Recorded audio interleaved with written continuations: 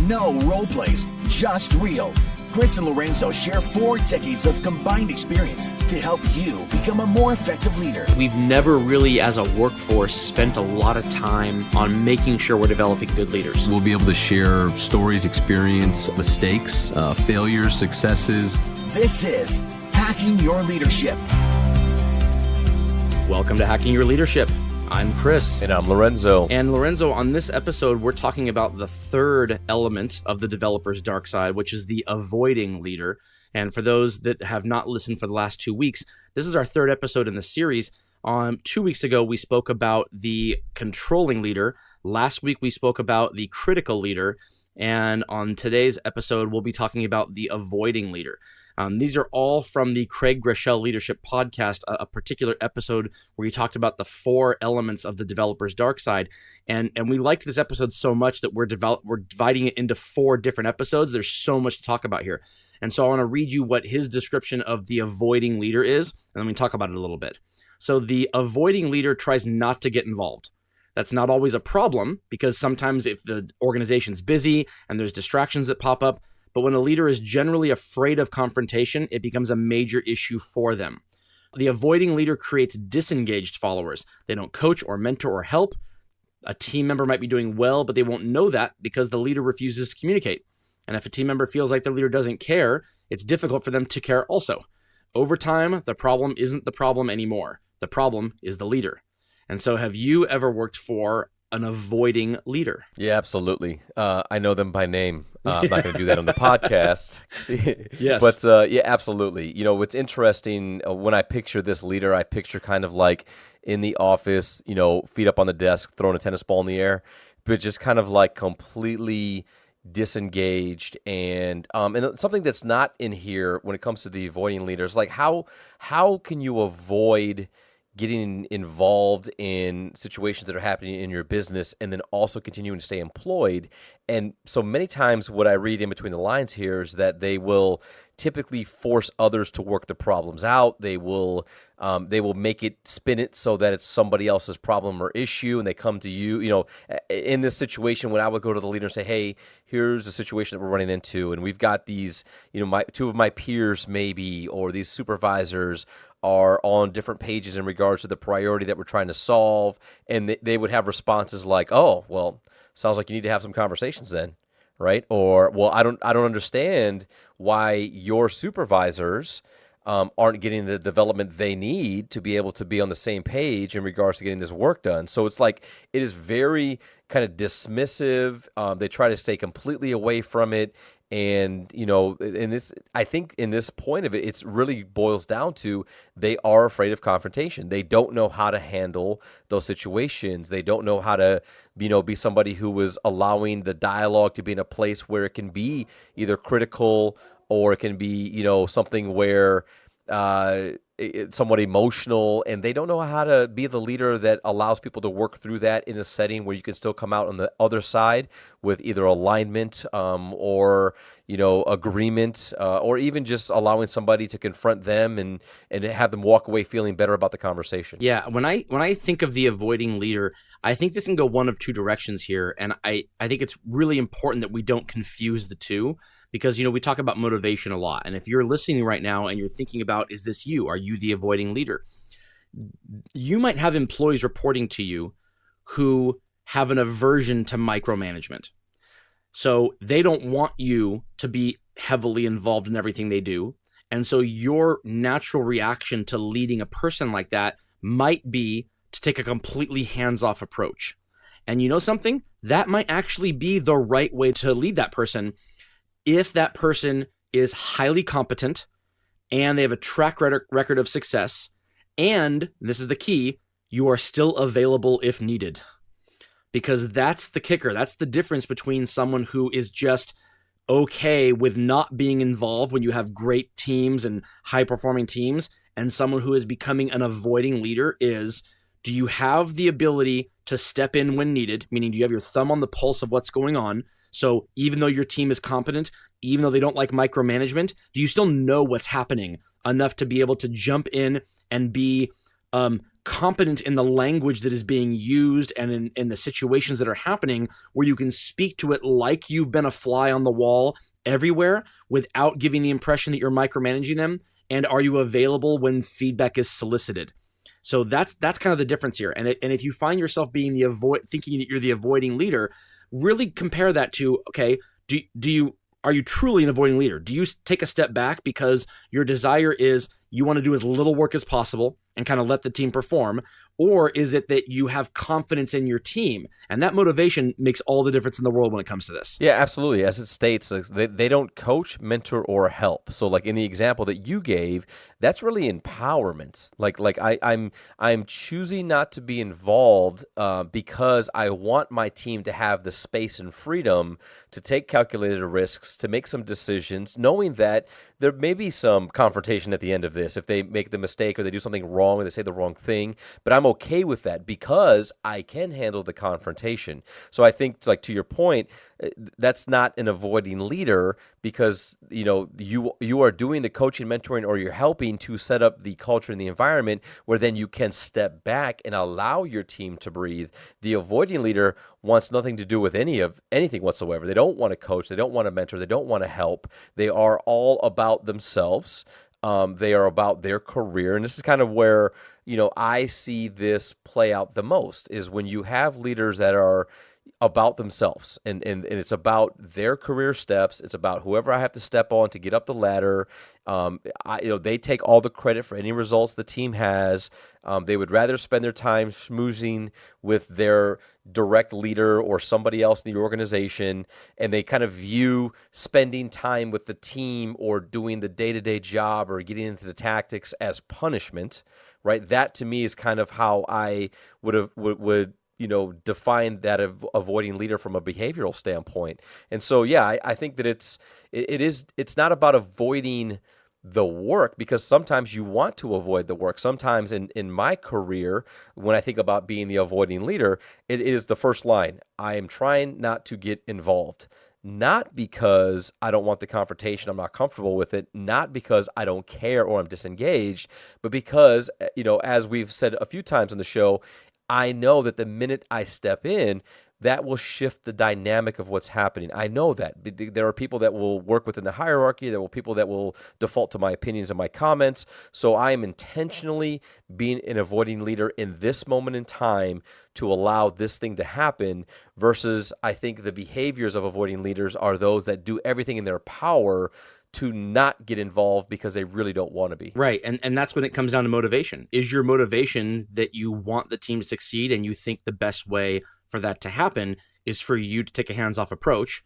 Or is your motivation that you want to make sure your name's not tied to any failures? You want to make sure that you want to, in your head, move away from doing the job you were hired to do, and instead your new job, your new kind of self-proclaimed job, is moving up the organization, taking that next step. Or, in some situations, and this is speaking from personal experience of leaders that I've reported to, sometimes the avoiding leader is just lazy. They're trying to ride this ship as long as they can, and they know that they have a good pitch. They can talk their way into anything. They're a natural salesperson to be able to land a position or to kind of ride in on the coattails of the results of the teams they led, and they become like kind of this face, this monarch of a team that really didn't do much, and they ride that. And what's interesting about these types of leaders is that when it starts, their team might be incredibly responsive to a leader like that, because high-performing teams tend to respond well to leaders who aren't trying to micromanage them. And so the team might think, wow, this is one of the best leaders I've ever had. They just leave me alone. Okay, that's great if that's really what you're looking for. But over time, that will become very frustrating to you if leaving you alone also means you don't answer your phone. You don't answer your emails. You sometimes are just gone for days at a time or hours at a time without even telling anybody where you are. These are the differences, the nuances that go from a leader that is empowering in their avoiding versus a leader who is just trying to milk this for as long as they can before the numbers move and they have to move on to the next team or before they get fired. Yeah, that's a great point. And I think it speaks to the small problems that are ignored generally grow to be big problems. It's kind of like, if you've got a team that actually likes that style of like, hey, this leader kind of leaves me alone. They give me my space. I do my thing. It's all good. It's all good. And then these little things start to happen, and there's some dialogue here, or there's some infighting with the team, or in certain situations, the vision or the direction of what's going on amongst the team starts to shift, and then you have situations where there's not a leader there to say, actually, this is where we're going. Let's kind of pull together and move in this direction. The team starts to split and go different ways, and over time, that little bit of a problem, because there's nobody there to really steer the ship and give really clear vision and clarity of expectations, that now becomes a major issue. And now you're like, well, I don't know how the team got here, or like, what's going on? How come this amount of people believe that this is the reason, or this is the thing that they're trying to accomplish or drive, and then this team's over here, and now I'm losing at everything. Now it's a really big problem. And again, to the point of that is like, it's the problem isn't the problem anymore of the infighting and the bickering and the team not being aligned. The problem is the leader, because now that leader has created this environment by being completely disengaged. Right, I agree. I think one of the things that's important to remember about the avoiding leader is when he talks about confrontation. And I've seen this happen before, because I know leaders and I've worked with leaders, and I currently work with some leaders who have a problem with confrontation. And oftentimes this isn't a universal thing. It only appears that it's happening among certain people, because certain people aren't going to give them pushback. Everybody's different. So if you have 10 people reporting to you, some of them might respond to criticism in the way that you, as an avoiding leader, want them to respond, meaning they cower or they just take what you have to say and move on. If the person that you're giving criticism to, if you know that person is likely to push back or likely to disengage because you gave them criticism, that might be on them, meaning they might be the kind of person who has a hard time taking criticism at all. But if that leads you to say, you know what, the right course here is to not do anything, to avoid that confrontation, and to continue to let them do the things the way they're doing because that's more comfortable for you than to get involved at all, that's when you're becoming the avoiding leader. Because what you're saying is, my comfort over the situation is more important than steering the ship the right way and making the necessary changes to help this employee get better. That's when there's a problem. Yeah, and I think it mentions, a team member might be doing well, but they won't know because the leader refuses to communicate. So this is not even just about necessarily the conflict, element of it, but it's also the bigger piece of just around general communication and conversation and connecting with your people. If people, even high performers or good performers, if they don't know where they stand, if they don't feel like they have access to a leader, if I remember having this dialogue with some leaders, maybe almost a decade ago, where I had to really help them understand and redefine the actual role of leader. And as people were coming to leaders and saying things like, hey, I need your help. Can you help me out with this? If your initial response is not now, can it be later? Or I don't have time for that now, right? Like, are you really truly working in support of your people? Well, the answer is no, because there's different ways that you can kind of vet through and understand the seriousness of a situation or a question or an issue. But that's actually your job. Your job is to be there until whenever they need you o'clock. Like, that's actually the role of leader, right? Is that they define how you show up. They define what they need from you as a leader, and that's kind of the actual role. So if your default answer to people talking to you is, I don't have time for that right now, or maybe later, then my guess is that you are in fact an avoiding leader. And if that's the case, you're going to create disengagement, and you're not going to be able to build a relationship where you can either coach, mentor, or help anyone. Right. Well, of the 4 different elements of the developer's dark side, this is the one where I can't really find, if this is truly the definition of the avoiding leader, I can't find good intention in this. And so we've talked about the controlling leader and the critical leader and how the motivations behind those people can oftentimes be good, and it just shows up in the wrong way. If you truly are the avoiding leader, I have a real hard time finding a positive motivation in this. It might start out that way, meaning your motivation could start out positive in that, hey, you know what? You're trying to empower your team. You're trying to make sure they know they can get things done without you. And then you fall into this kind of trap where it's like, I kind of I kind of enjoy this hands-off approach. It started out with thinking that, I have confidence in them and they can get things done without me. And now I've gotten used to it. And maybe I haven't had to put out any fires or steer the ship differently for a month or 2 months or a quarter or 6 months. And now something's going on and it's like, I've kind of let my leadership muscles get laxed here. I've lost sight of what each individual team member is doing, and I'm having a hard time now speaking to what their contributions are or who's at fault here. So now I'm trying to put out a fire. I'm trying to solve conflict within the team without really knowing who's at fault, because I haven't paid attention for so long that now it's coming back to bite me.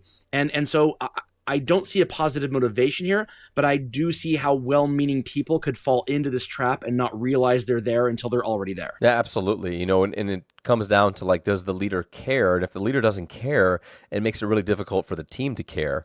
And to your point, I think people can fall into this trap many times when they're distracted, when there are things happening around them, whether in personal life, professionally, change, things that go on. If you're not engaged in the work, if you're not enjoying the role that you have and the responsibility that you have, it can be really easy to fall into this trap. I think it's one of the reasons why I've heard leaders say that you shouldn't do the same job for more than 5 years. It's kind of like once you hit the 5-year mark, are you learning, are you developing, or are you just on cruise control? And unless you have an innate drive within you to want to always stay connected and care, to your point, that this is where you could fall into this space of you just show up every day. And if you just show up every day and you're just kind of lackadaisical and you're uninvolved and you're just kind of like, let somebody else deal with that, I'm just here, that's exactly what ends up happening to your team and to your culture. I completely agree. And with that, it brings us to this episode's 1 Minute Hack. The 1 Minute Hack. Okay, so for this episode's 1 Minute Hack, here's what I'd like for you to think about. As Chris mentioned earlier, the concern here is that some leaders can fall into this trap over time by becoming comfortable in their role and complacent in the day-to-day. My personal opinion is that if you're listening to our podcast right now, chances are you may not be an avoiding leader because you are actually putting your personal time into trying to become a better leader. And I would believe that many of these things that you hear, you would take action on with your own team. However, sometimes you can have done such a good job with developing your team, they may not even need you most of the time. So what we wanted to do was provide 3 things that we suggest that can help you avoid the trap of falling into becoming an avoiding leader. So number 1, let your top performers know they are top performers. Have dialogue around how and why they perform so well and ask their opinions on how others could get the same results. Number 2, ask your team what issues they see as slowing the work down and then spend time with them to solve it. And then number 3, find time to ask your team how they're doing in their personal lives so that you can build the relationships that open up the doors to the team so they know they can have access to you when they need it. Yeah, I think that's a great 1 minute hack. I think the whole point is you want to make sure that you're exercising and flexing your leadership muscle so that when called upon, you have the ability to do it. And so if you are trying to solve conflict amongst your team, the only way to do that is to know enough about the people in the conflict to be able to make a judgment call as a leader on the right way to go. And if you find yourself wanting to avoid a confrontation or a conflict because you just can't speak to it enough to be able to weigh in, and you're afraid you're going to do it the wrong way, that means that you have removed yourself from the situation so much that you have become the avoiding leader. And so by doing those 3 things Lorenzo mentioned, I think that's a great way to make sure that never happens. You got it. And with that, it brings us to the end of this episode. This is Hacking Your Leadership. I'm Lorenzo. And I'm Chris. And we'll talk to you all next time.